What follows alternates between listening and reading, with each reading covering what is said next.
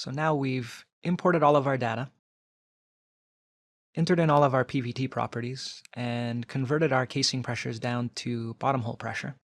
We're ready to go ahead and do the pre-closure diagnostic.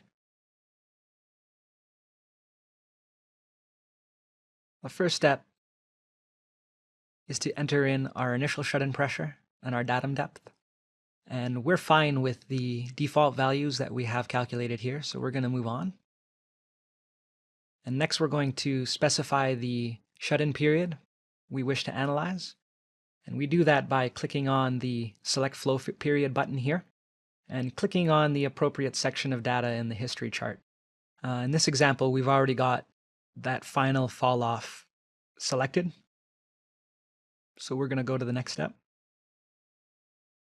which is to perform the analysis.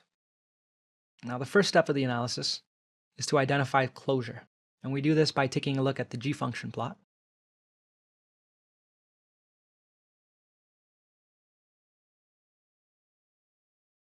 And by moving this line so that we line it up to the straight line trend in the derivative data, we're looking for the point of departure from that straight line trend. And that is our fracture closure. And we can identify that by clicking on our fracture closure time arrow button here. And we can put a single arrow or synchronized arrows. And I'm going to go ahead and put a synchronized arrow on. And synchronized arrow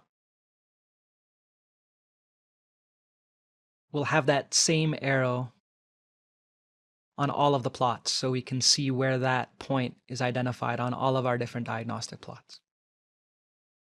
So the next step is going to be to confirm that fracture closure by looking at the peak of the first derivative on the square root t plot.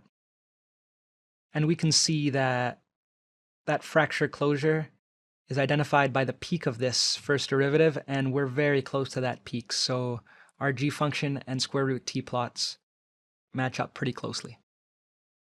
Okay, the last step is to go ahead and identify any after closure flow regimes.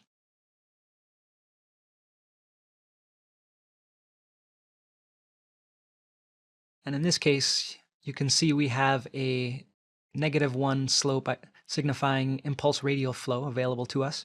And we do see a -1 trend here at the end of our data. So I'm going to go ahead and identify that late time.